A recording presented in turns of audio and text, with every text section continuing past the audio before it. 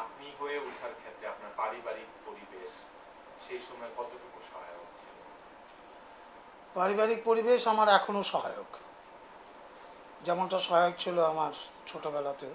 এটা আগাগোড়াই আমি পেয়েছি, সহায়তা পেয়েছি, এবং তারা সাহায্য সহযোগিতা সমর্থন না করলে আমি এই দীর্ঘ সময় এই রাজনীতি নিয়ে জীবন কাটাতে পারতাম না। এটাতে আমার দাদু, উনি এলএমএফ ডাক্তার ছিলেন, ভালো ডাক্তার ছিলেন, খুব নামি ডাক্তার। কোথায় ছিলেন আপনারা শৈশবে? শৈশবটা কিছুদিন আমার কেটেছে বিক্রমপুরে, বিক্রমপুরে আমার নিজ বাড়িতেই। তো তারপরে শৈশব মানে মায়ের কোলের হাঁটি হাঁটি পাপা এই পর্যায় পর্যন্ত, মায়ের কোল থেকে ওই সময়টায়। তারপরে স্কুলে যাবার সময় থেকেই আমি কুমিল্লাতে আমরা চলে আসি। সেটা কোন সূত্রে ছিল? এটা এটা পারিবারিকভাবেই বাবাই ঠিক করলো, কারণ ঢাকার পাশাপাশি ঢাকাতেই আমাদের সমস্ত কাকারা জ্যাঠারা থাকতেন। আমাদের একটা পারিবারিক ব্যবসাও ছিল, ঔষধের ব্যবসা, গ্লোব কেমিক্যাল ইন্ডাস্ট্রিজ, লালমনি স্ট্রিটে। এখন এসব নেই, এগুলো দখল টখল হয়ে গেছে। তো এইগুলো পাশাপাশি আমাদের পরিবার অনেক বড় পরিবার।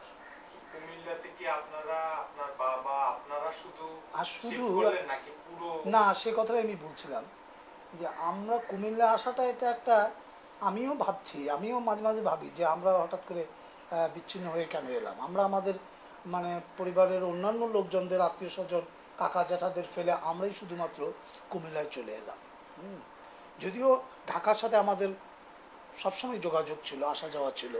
হ্যাঁ, দাদুরাও আমাদের এখানে আসতেন, জ্যাঠামশাই আসতেন, কাকারা আসতেন, আসা যাওয়ার মধ্যে ছিল। কিন্তু মা বাবা তারা ঠিক করলেন কুমিল্লায় চলে যাবে। এটা আসলে এটা ওদেরই ব্যাপার, আমি আজও জানি না এইভাবে বিচ্ছিন্ন হয়ে যাওয়ার কারণটা কি। এটা নিহায়তই পারিবারিক। অনেকেই কি, বেশিরভাগ মানুষই কুমিল্লার হিসাবেই জানে। হ্যাঁ, আমি সেই ছোটবেলা থেকেই কুমিল্লায়, এবং আমি তখন আমি মানে স্কুলে তো ভর্তি হয়েছি, সেই বয়সটা খুব বেশি না। আমার এইটুকু খেয়াল আছে যে আমি বিদ্যায়তনে পড়তাম। ফরিদা বিদ্যায়তন পরে নাম হয়েছে, না আগে নাম ছিল ওটার বিদ্যায়তন। হ্যাঁ, তো সেই বিদ্যায়তনে এটা আবার চেয়ারম্যান ছিলেন এই অতীন্দ্রনাথ রায়। হ্যাঁ, অতীন দাদু আবার ছিলেন ব্রিটিশ বিরোধী আন্দোলনের আরেক বিপ্লবী নেতা। প্রাইমারি স্কুল কুমিল্লাতেই ছিল? হ্যাঁ, আমার সমস্ত কিছু কুমিল্লা। আপনি ওইটা কি স্মরণ করতে পারেন যে ঠিক কোন সময়টায় আপনি এই যে ছাত্র আন্দোলন বা ছাত্র রাজনীতির সাথে আপনি সম্পৃক্ত হলেন? কোন সময়টায় এবং কিভাবে হলেন? হ্যাঁ, এটা আমার জীবনের একটা মাইলস্টোন। ৬২ সাল হামিদুর রহমান কমিশন শিক্ষা রিপোর্টের বিরুদ্ধে সারা দেশব্যাপী তখন এক শিক্ষা আন্দোলন গড়ে ওঠে। আনায়াতুর রহমান ছিলেন তখন ডাকসুর সাধারণ সম্পাদক, তারই নেতৃত্বে ছাত্র আন্দোলনটা গড়ে ওঠে, এবং সেই আন্দোলনের মধ্য দিয়ে আমার রাজনীতিতে সরাসরি আত্মপ্রকাশ। তখন আমি জেলা স্কুলের ছাত্র।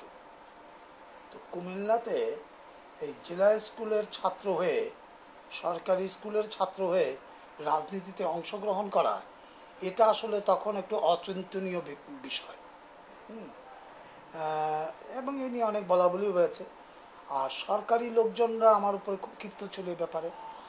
তারপর টিচাররাও আমাকে খুব একটা খারাপও বলতে পারছে না, ভালোও বলতে পারছে না, এরকম একটি অবস্থার মধ্যে দিয়ে আমার দিনগুলো কাটছে। তো ৬২ সালটা এই শিক্ষা আন্দোলনটাই আমাকে রাজপথে নামায় সরাসরিভাবে। শুরুটা এখানে, যদিও আমার রাজনীতিতে হাতেখড়িটা আরও আগে হয়েছে, মানে ধীরেন্দ্রনাথ দত্ত, তো ওনাদের আড্ডায় আমার যাতায়াত ছিল, এবং এই রাজনৈতিক পড়াশোনাগুলো ওনারাই কিন্তু ধরে ধরে ধরে ধরে একেবারে হাতে ধরে ধরে মানে স্কুলে যেরকম টিচার ছাত্রকে লেখাপড়া পড়ার দিতেন, পরের দিন এসে আবার পড়াটা ধরতেন, ঠিক এমনিভাবে এই দাদুরা আমাকে হাতে ঘুরিয়ে দিয়েছে এবং শিখিয়েছে। হ্যাঁ, আমার পরিষ্কার মনে আছে এই সামন্ততন্ত্র, পুঁজিবাদ, এই যে বিষয়গুলো, এই সমস্ত বিষয়গুলো কি এবং তার রূপরেখা, তার বাস্তবতা। মানে ওই সময়ই আপনি ধীরেন্দ্রনাথ দত্তদের সংস্পর্শে এই সময়, হ্যাঁ, না এটা 62-র আগে থেকেই, 62 62-র আগে, তার মানে ধরো আরও প্রায় 1.5-2 বছর আগে থেকে। হ্যাঁ, এই তাদের স্কুলে আমার আসা যাওয়া প্রতিনিয়ত। এবং তাদের প্রত্যক্ষ একটা পৃষ্ঠপোষকতা ছিল। পৃষ্ঠপোষকতা মানে কি, এ কঠিন ব্যাপার। এই ধরো আমি একটা শব্দ ঠিক মতো উচ্চারণ করতে পারলাম না, উনি নিজে কিন্তু ব্রাহ্মণবাড়িয়ার উচ্চারণ করেছে আজীবন, একেবারে শেষ বয়স পর্যন্ত, মৃত্যুর আগ পর্যন্ত। হ্যাঁ, ব্রাহ্মণবাড়িয়া কুমিল্লা একটা মিশ্রিত ইয়েতে উনি খুব স্বাভাবিকভাবে কথা বলতেন।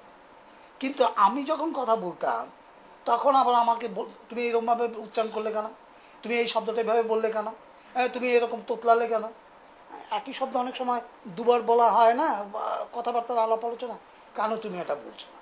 মানে আমি ফ্লুয়েন্টলি যাতে স্পষ্ট শুদ্ধ উচ্চারণ করতে পারি, হ্যাঁ, সেটা তাদের এই কড়া কড়াকড়ির মধ্য দিয়ে, এই অনুশাসনের মধ্য দিয়ে আমাকে শিখতে হয়েছে। ছাত্র ইউনিয়ন না করে আপনি ছাত্রলীগ করলেন, কিন্তু এটা কিন্তু একটা মানে মাত্রা, এবং এটাকে কেন আপনি করলেন এবং কিভাবে? এটা নিয়ে, হ্যাঁ, এটা নিয়ে এই প্রশ্নটা সেই সময়ও ছিল এবং এটা নিয়ে অনেক কথা, এত কথা বলাটা বোধহয় ঠিক হবেও না, আবার নিজেকে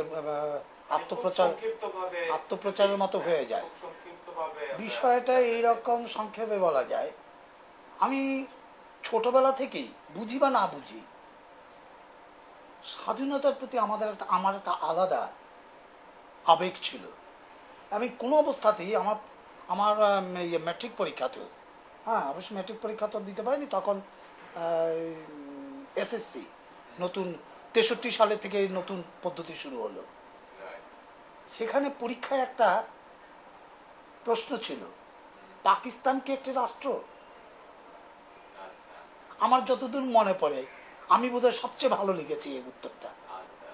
হ্যাঁ, কারণ পাকিস্তানকে আমি আসলেই মনে প্রাণে কখনোই এই রাষ্ট্র বলতে পারতাম না, মনে প্রাণে আমি স্বীকারও করতে পারতাম না। এবং এই যে পাকসার জামিন, পাকিস্তানের যে জাতীয় সঙ্গীতটা, আমি আজও এটার পুরো লাইন ঠিক মতো উচ্চারণ, শুদ্ধ উচ্চারণ করে আমি বলতে পারতাম না, কারণ আমার এত বেশি অনীহা ছিল। এটা আমার একেবারেই ছোটবেলা থেকে, তখনও আমি এত কিছু রাজনীতির এত অলিগলি চিনি না, জানি না, বুঝি না। তো ফলে হয়েছে কি, এই স্বাধীনতার স্বাদটা আমার মধ্যে কেমন করে যেন আস্তে আস্তে জন্ম নিল, আমাকে খুব আলোড়িত করত। আর বিশেষ করে ব্রিটিশ বিরোধী আন্দোলনে